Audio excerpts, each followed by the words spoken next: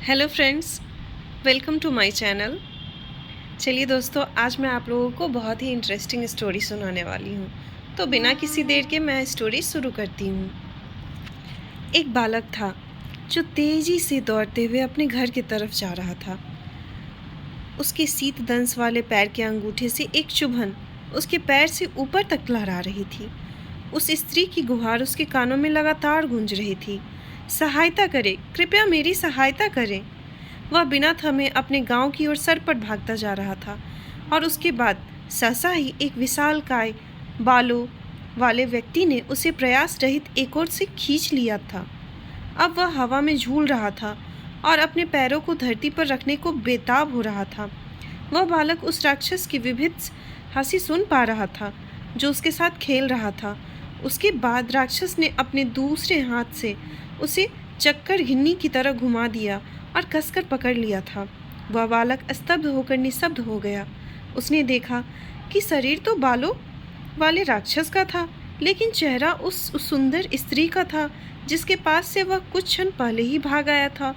उसका मुंह खुला हुआ था, लेकिन उससे निकलने वाला स्वर स्त्री रूपी ना होकर एक रक्त पिपासु गर्जना थी। तुम्हें आनंद आया ना? तुम्हें मेरी विपत्ति पर बहुत आनंद आया ना? तुमने मेरी विनती को अनसुना कर दिया ना? अब यह चेहरा तुम्हें शेष जीवन सताता रहेगा। उसके बाद एक छोटी तलवार पकड़े हुए एक और विकृत हाथ न जाने कहाँ से उभरा और इससे पहले कि वह बालक कुछ समझ पाता, उसने उस भव्य सिर को बेधड़ कर दिया था। नहीं, अपने सपने से हड़बड़ाकर उठते हुए वह नन्हा बालक चीख पड़ा। उसने पुआल की सैया पर चारों ओर चौंकाकर नजर घुमाई। देर संध्या का समय था। उसके अंधकार में झोपड़ी में सूरज की थोड़ी बहुत रोशनी छन छन कर आ रही थी।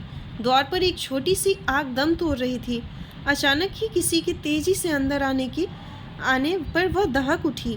शिव, क्या हुआ? तुम ठीक हो मेरे पुत्र? बालक ने ऊपर की ओर देखा।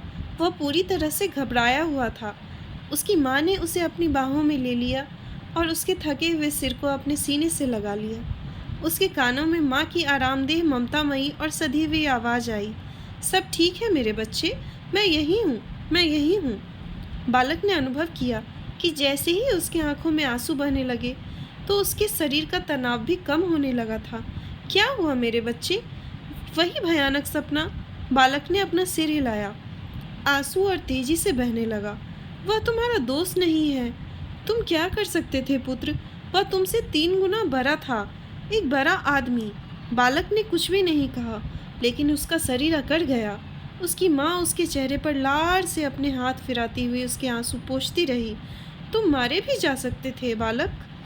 बालक ने अचानक ही अपने शरीर को झटका दिया। तो फिर मुझे मर ही जाना चाहिए था माँ। मैं इसी का पात्र था। उसकी माँ हैरान हो गई, मूक हो गई।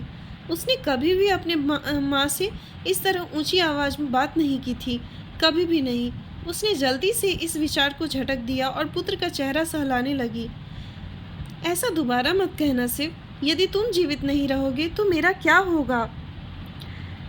शिव ने अपनी नन्ही मुट्ठी को घुमाया और अपने ललाट पर मारता रहा, तब तक जब तक कि उसकी माँ ने उसकी मुट्ठी नहीं हटाई। क्रोध से एक गहरे लाल रंग की निशान उसकी भौहों के बीच में उभर आई। माँ ने उसके हाथ नीचे कर उसे खींचकर अपने सीने से लगा लिया। उसके बाद जो उसने कहा यह सुनकर शिव चौंके।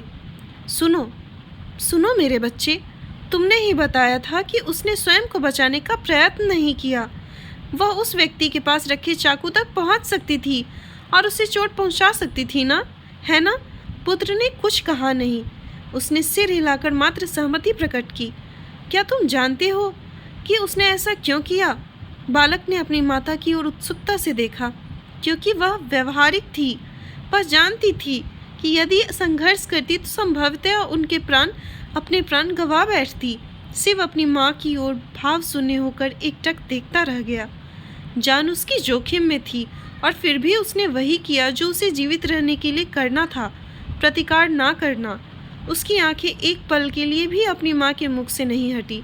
फिर तुम्हारा व्यवहारिक बनना और जीवित रहने की इच्छा करना गलत कैसे हो सकता है बालक? बालक पुनः सिसकियाँ भरने लगा। उसके मन को कुछ शांति मिल रही थी। दोस्तों, यह कहानी अभी यहीं समाप्त नहीं हुई है। यह इस स्टोरी की फर्स्ट पार्ट है और यह शिव रचना त्रयी 2 नागाओं के रहस्य से ली गई है। आशा करती हूँ कि आज की कहानी आप लोगों को पसंद आई होगी। अगर वीडियो पसंद आया तो चैनल को लाइक, शेयर और सब्सक्राइब ज़रूर कर दीजिएगा। इसका पार्ट 2 बहुत जल्दी अपलोड कर दूँगी, इसलिए आप लोग कमेंट सेक्शन में मुझे कमेंट ज़रूर कर दीजिएगा। Thanks for watching my videos.